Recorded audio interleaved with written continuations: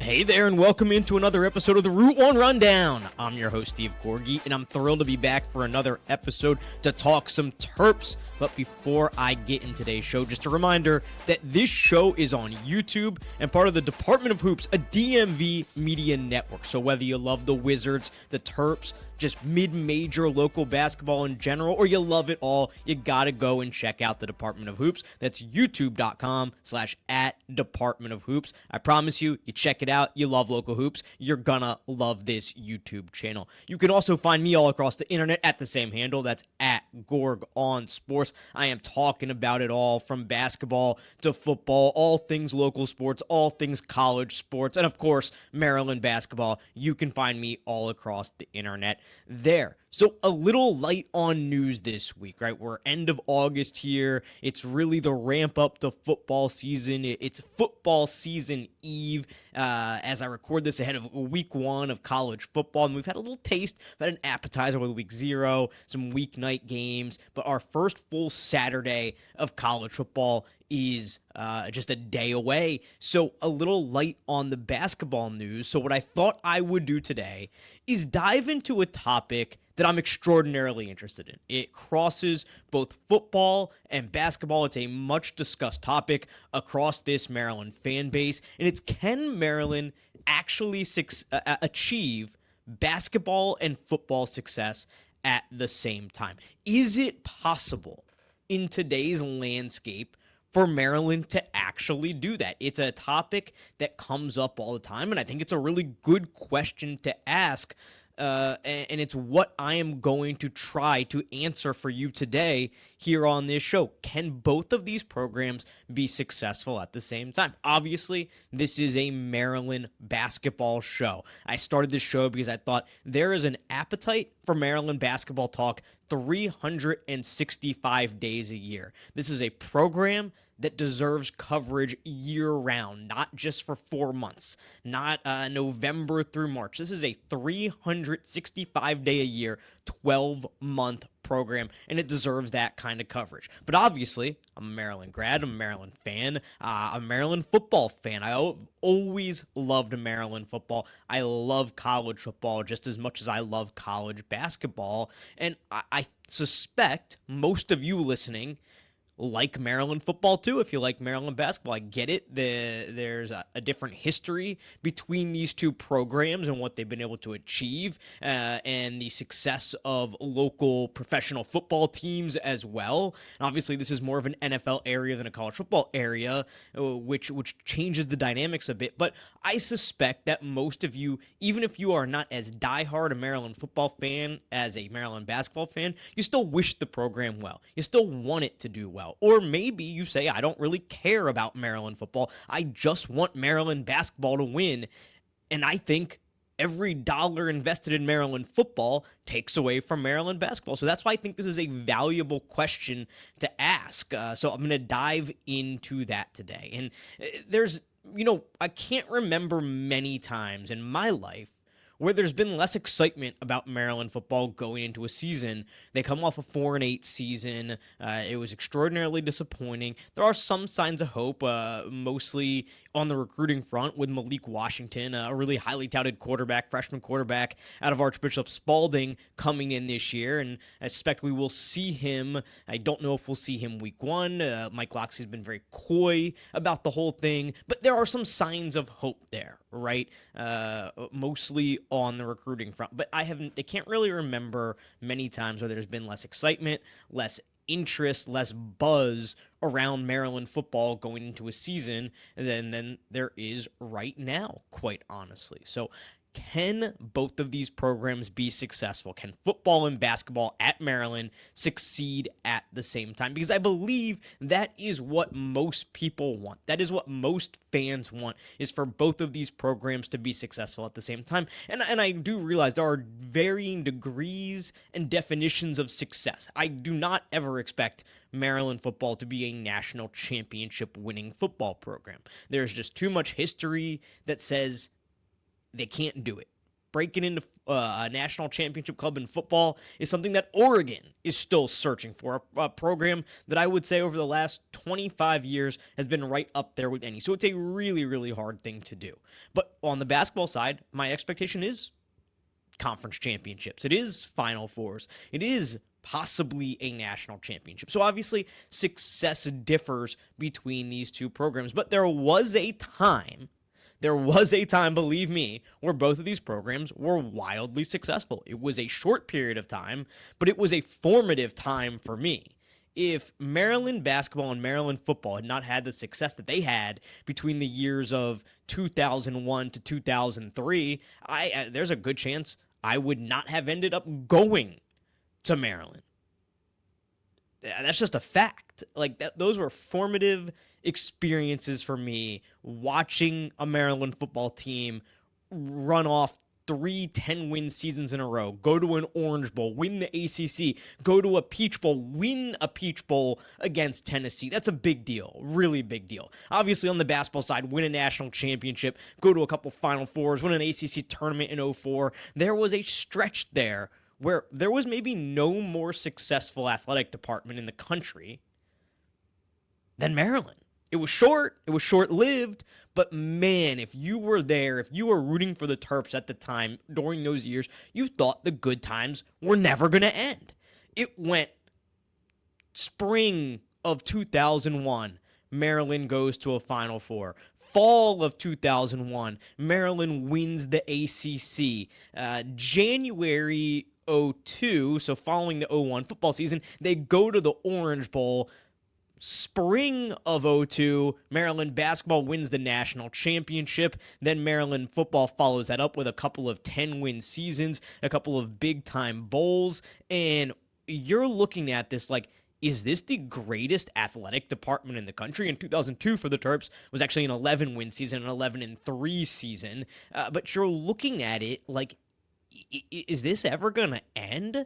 And then things did come crashing down, after those first 3 years a bit under Ralph Friedgen. They put up a couple 5 and 6 seasons after that. The offense wasn't quite the same. But those first 3 years, man, it was a magical time to be rooting for Maryland. And I think that's always been in the back of my head is, can they ever achieve that together again? Is that success even possible in this day and age? Because so much has changed from college in the college sports landscape over the last 20 years. And it's unbelievable. It's been nearly 25 years now.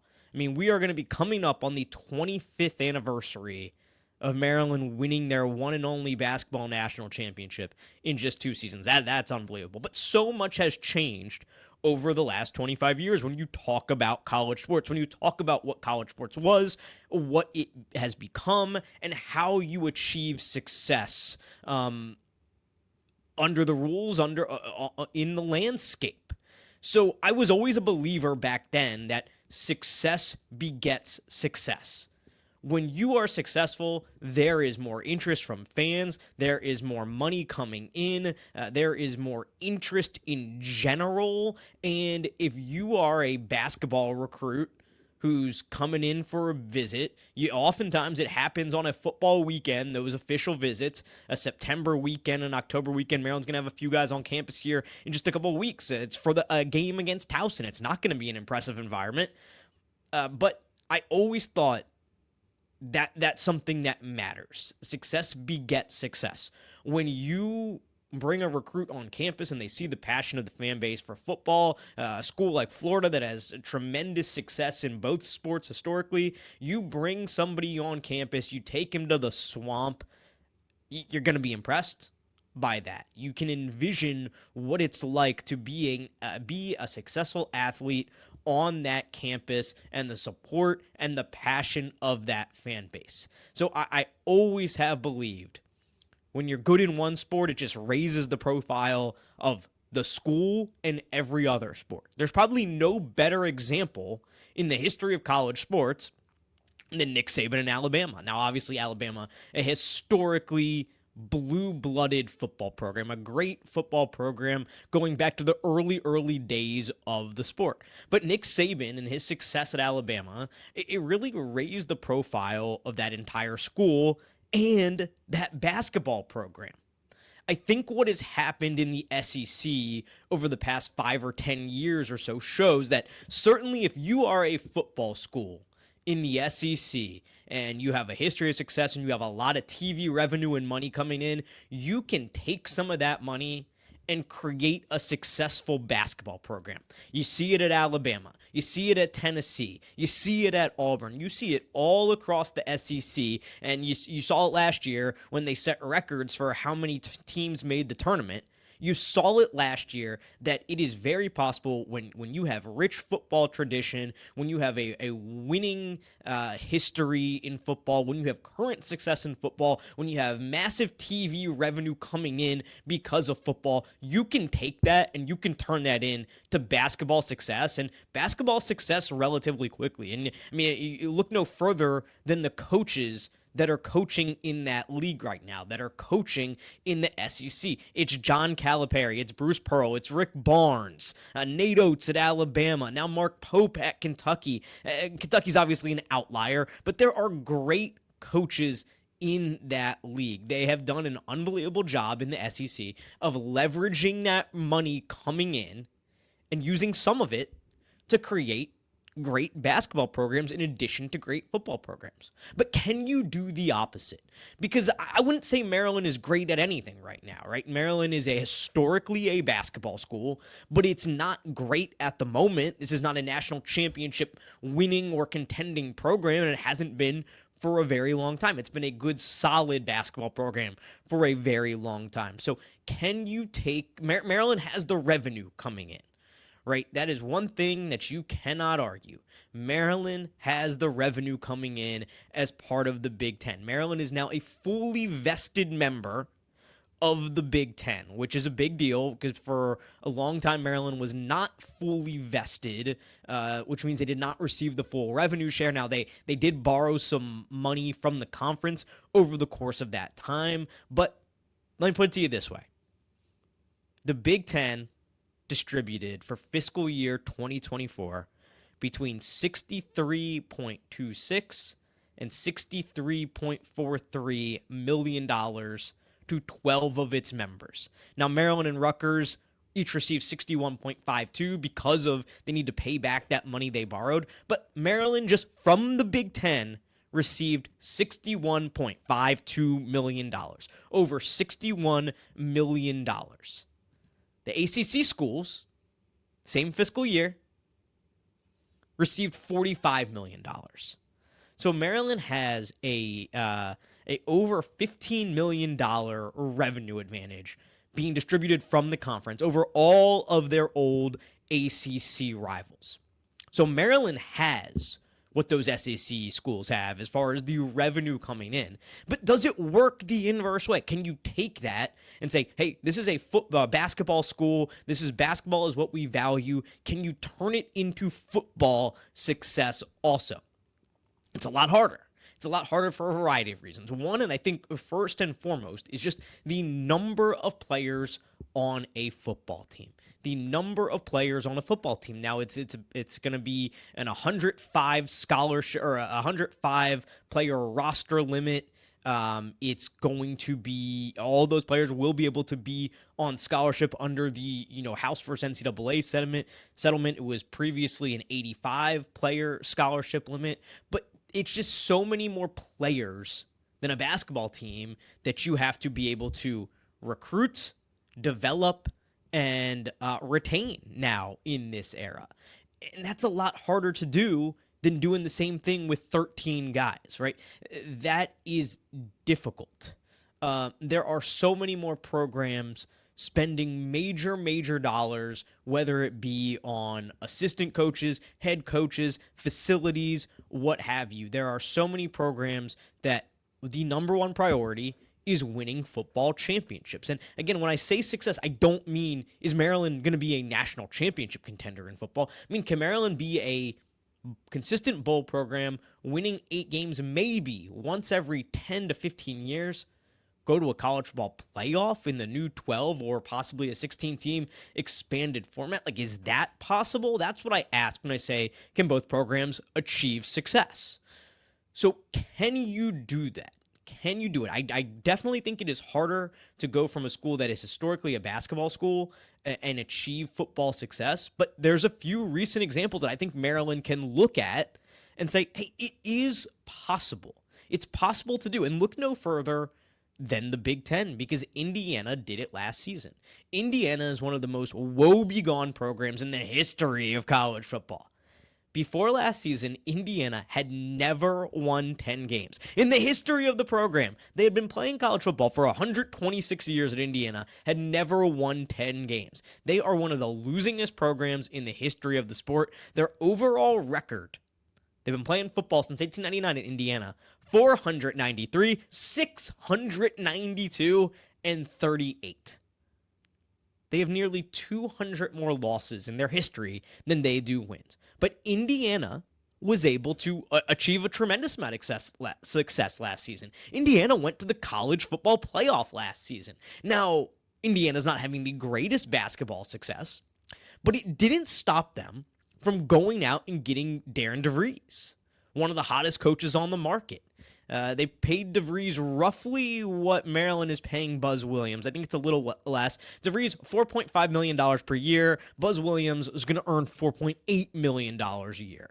So Indiana went out and they had football success. They really invested in football. And you look at Curt Cignetti, their head coach, got a big raise at the end of last season before the year was even out. He's going to be making about $8 million a year, which is similar to what James Franklin makes at Penn State, similar to what Dan Lanning makes at Oregon. You saw Indiana invest in football, and it didn't stop them from investing in basketball. So Indiana, I think, is a really good example of a school that is historically a basketball school that says, hey, we can actually have success in football too. I think it all still starts with finding the right guy, finding the right coach. Curt Cignetti clearly, at least for 1 year, was the right coach for that program to elevate them, to take them to a new level. And then Indiana showed the commitment to the sport by ponying up and getting him to say, because I guarantee you, Curt Cignetti, as much as SEC fans like to give Indiana a hard time because they got into the playoff last season, they played a weaker schedule, and then Curt Cignetti had a lot to say this offseason about the SEC and scheduling. I think there would be SEC teams, and there still may be, lining up to possibly hire Curt Cignetti away from Indiana if they can.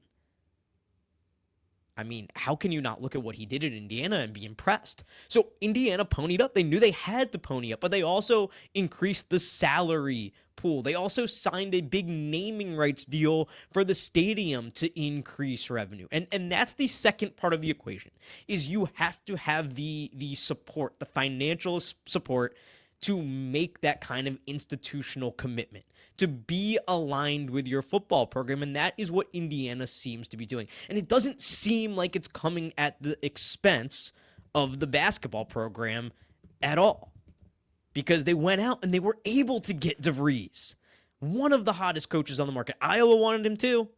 Everybody wanted Darren DeVries, I should say. Indiana is always a program under Mike Woodson that was listed among, the top prospects. They had a lot of top prospects on campus. They were in the running for Derek Queen at a time. I haven't looked at, what they've kind of done in recruiting this year since DeVries got there, but I know they signed a big transfer portal haul. They signed a lot of guys out of the portal. Now, of course, one of them, Tucker DeVries, that's Darren DeVries' son. He comes over. He's going to be a key piece for them. So we'll see what they continue to do. But I suspect that Indiana is going to be what Indiana has always done when it comes to basketball recruiting, which is go after the best and get a lot of those guys on campus and land their fair share. If we start to see that that's not happening, then I think you can ask the question, okay, is football taking away from basketball for Indiana? I think at that point it would be fair, but at this point, I don't see any indication that it is. So this brings me back to my key question about, can Maryland achieve football and basketball success at the same time? And my answer for you is, I think it's possible, but I think it's a really fine needle to thread. But I'll tell you this much. What's not stopping it from happening, what's not the thing that there's something that people think is hindering Maryland basketball that I will tell you unequivocally is not. Being in the Big Ten is not hindering Maryland basketball from being successful. Being in the Big Ten is not the reason that Maryland hasn't been able to get back to the heights that it reached in the early 2000s. Being in the Big Ten is only a benefit in that regard. No matter what Kevin Willard says about wanting to be back in the Big East, no matter what anybody says, being in the Big Ten is only a boon for this basketball program. Because at the end of the day, in this era, it is all going to come down to money. How much can you pay a head coach? How much can you dole out in NIL? As that revenue sharing cap continues to go up, can you meet that? Can you meet that cap? Because there may be a time where Big East schools are struggling to even meet that cap and pay out the full revenue share to their athletes. Now, it's not happening at the moment, but as SEC and Big Ten schools make more and more and more money in these TV deals, the cap will continue to go up, and there may be a time where the Big East can't meet that. I guarantee you, as long as Maryland's in the Big Ten, they'll always be able to meet that. So the Big Ten is not a hindrance to Maryland in terms of this success. Yes, it's a much stronger football conference than the ACC ever was. Yes, there are more programs that are not peers, right? Penn State is not a peer of Maryland's when it comes to football. Penn State has dominated Maryland. It's very easy to, when you watch those games, if you go to one of those games, you go to College Park for a Maryland-Penn State game. It's not a fun experience. You're surrounded by Penn State fans. Maryland gets drubbed. Let me just read for you some of the last few scores of that series. Maryland loses 44-7 last season, 51-15 the season before, 30-zip the season before that, 31-14, and in 2020, when nobody was in the stadium, Maryland won a game. Awesome. 2019, 59-0. 2018, 38-3. 2017, 66-3. You catch my drift here, right? That is not a peer program. It's really easy to sit there and be like, Maryland will never catch that program, and I get that sentiment. But my contention is that is not taking away from Maryland basketball. Funding Maryland football is not taking away from Maryland basketball. I think at some point, everybody kind of has to realize that Maryland would not be better off. Like, let's just play a hypothetical out here. Let's say Maryland dropped football today, joined the Big East, and was a school like Georgetown, like Villanova, like St. John's. Would Maryland basketball really be better off because of that? My answer is no. My answer is no, simply because of the revenue you generate from being in the Big Ten, simply from the exposure you get from being in the Big Ten. Also, from a fan perspective, there are too many people. Like, I get that Maryland football is not Tennessee football. It's not Florida State football. It's not Alabama. It's not Ohio State. It's not Michigan. It's not Penn State. But you just tell thousands of people you no longer have Maryland football, something that you've enjoyed over the course of your life, something that, well, you were a student, you went to games, maybe growing up you went to games, maybe you're a season ticket holder. To tell people that this doesn't matter, we don't care about that, I think that's a slap in the face, and I think it would actually hurt basketball when you alienate people that love both sports. And let's just operate in reality here. That's never going to happen. Maryland's never going to cut football. Football is the most popular spectator sport in this country. College football is second only behind the NFL in terms of popularity in this country. So that is just never going to happen. Now, can Maryland be strategic with how it allocates things in terms of football and basketball? Yes, that is entirely possible. There is certainly a point of diminishing returns with football. But my contention would be this. Why not be Indiana, where you've said, hey, we're willing to spend on both. The point of this Big Ten revenue money coming in is to spend it, it's to use it, it's to make yourself as good as you can be in the sports that you care about. Why not use that money to kind of try to go after both? But the challenge for Maryland is going to be it's going to be battling the years of history and the years of failure and the lack of really a traditional fan base when it comes to football. That will always be Maryland's challenge. But I think Indiana shows you find the right guy, you find the right coach, and then you invest. It is possible. It is possible to have success in both. So my contention would be that I think Maryland should continue to try to be successful in both sports. I think it's important to try to have an athletic department that is successful in the sports that people care about. And I do think that winning begets winning. I think if Maryland was able to find a way to be more consistent in football, to win, I think that would only help the basketball program. It would only increase interest in Maryland football, certainly, but I think that also then leads into more interest in Maryland basketball as well. So it's a complicated question. There's a lot of layers to it. Obviously, there are varying definitions of success. Obviously, there are different perspectives for different people depending on what you care about, but I truly think it's possible. It's a thin needle to thread,